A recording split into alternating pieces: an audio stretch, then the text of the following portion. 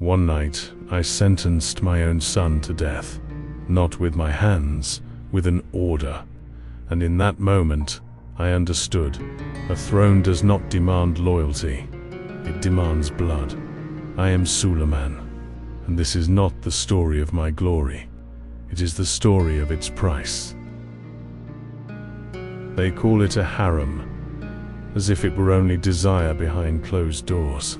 In truth, it was a battlefield without armor, where love, ambition, and survival learned to share the same breath. Mahedevran gave me my first living proof of continuity. Mustafa, strong, brilliant, too visible. In him, the future stared back at me with unsettling confidence. Every step he took forward made the ground beneath my throne feel less certain. Then there was Harim, fire disguised as laughter. I raised her from captivity to my side, and in doing so, I fractured Trebishu itself. I made her my wife, not because it was safe, but because resistance had already lost.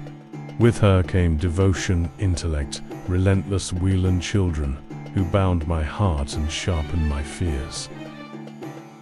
Others passed through my life more quietly. Women whose names history barely remembers, yet who left behind absence in the shape of children lost too soon. Sons who lived only long enough to teach me how fragile legacy truly is. I buried more children than any father should. Each death narrowed my world.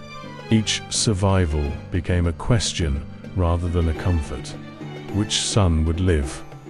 Which would threaten the order I was sworn to protect? In the end, love did not soften power, it complicated it. And the greatest cruelty of my reign was not what I did to my enemies, but what I allowed power to demand from my own blood. At that point, the danger was no longer outside the palace. They call her Harim. Others whispered Roxolana, as if a different name could make her easier to understand. She entered my life as captivity made flesh, taken too young from a world that did not expect her to survive. What began as ownership became disturbance. What became disturbance turned into fire. I did not fall in love safely. I fell without restraint, without calculation, and without escape. She gave me children, and with them, fear. Sons born into a court where birth was never a blessing without danger. Some lived long enough to dream, some barely long enough to breathe. Each loss carved itself into her, and through her, into me. I watched her endure deaths that would have broken quieter women. She learned early that motherhood in my world was an act of courage. One of our sons never left the palace. His body marked him as fragile in a dynasty that worshipped strength. Another grew into brilliant and was taken before his promise could become threat or legacy. And always, hovering over us all, was the shadow of Mustafa. His existence shaped every silence, every rumor, every fear that gathered around her name. I broke tradition for her, not because I wished to be merciful, but because I could no longer pretend she was replaceable. I made a slave my wife. I allowed her to remain at my side, not hidden, not temporary. In doing so, I changed the palace forever and invited resentment, suspicion, and hatred into our lives. Foreign envoys spoke her name with fascination and unease. They saw her influence before they understood it. They blamed her for what frightened them most, that a woman without lineage could reshape an empire simply by being indispensable. She did not live to see how history would judge her, nor did I protect her from it. When she died, the palace felt suddenly vast and empty, as if its walls had been holding their breath for decades. I loved her beyond reason, and that love altered the fate of my blood, my throne, and my peace. Some say she ruled through me. Others say she destroyed what she touched. I know only this: after her, power felt colder, and loneliness finally had no rival. History would decide who to blame next. Ibrahim was not born to stand beside a throne. That is precisely why I trusted him. He entered my life without ambition, without lineage, without a past that could challenge mine. A foreigner, a slave, a companion drawn to me by chance or by fate. In him, I found something rare in my world: recognition without fear, friendship without calculation. I raised him higher than any man should rise, not because he demanded it, but because I believed closeness could survive power. I placed my armies in his hands, my provinces under his seal, my confidence in his voice. When he hesitated, when he warned me that such height could destroy him, I swore he would never die by my command. I believed my word was stronger than circumstance. But power listens to no promises. Envy gathered quietly around him. Wealth followed authority. Titles multiplied.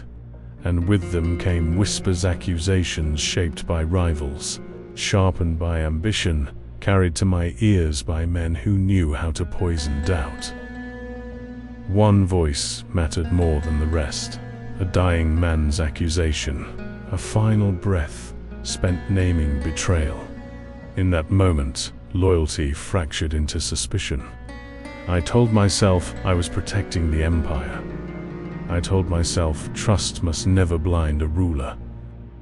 When Ibrahim died, there was no trial, no proclamation, only silence and a body found within the palace walls, a friend erased in the night. By morning, the empire functioned as if nothing had changed. But something had.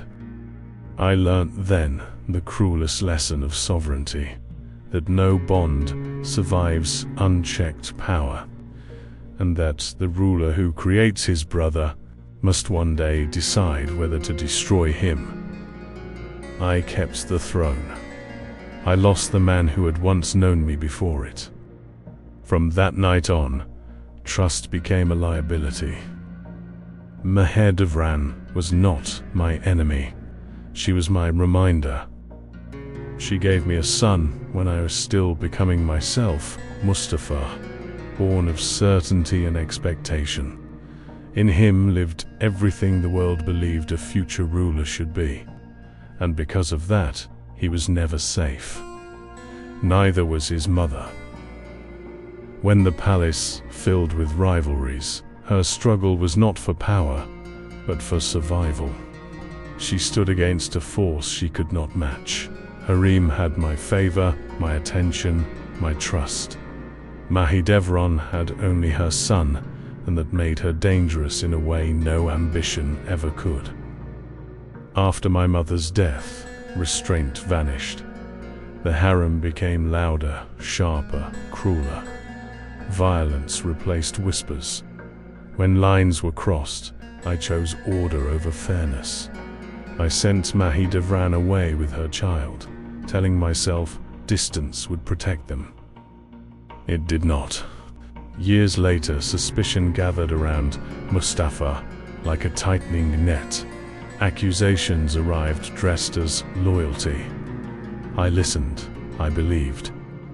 And when I gave the order, the empire breathed easier, while a mother lost everything. Mahidevran outlived her son, her youth, and her place in history. She survived long enough to see how easily power forgets those who once mattered. When she lived in poverty, it was no longer my hand that fed her, but the mercy of another. I often wonder which of us paid the greater price: the mother who lost her child, or the father who ordered his death and had to live with the silence it left behind. Her grief never challenged my throne. It challenged my soul. And that silence followed me to the end. If you enjoyed this video, like, comment, and subscribe. And in the comments, tell us which historical figure you'd like to hear tell their story next.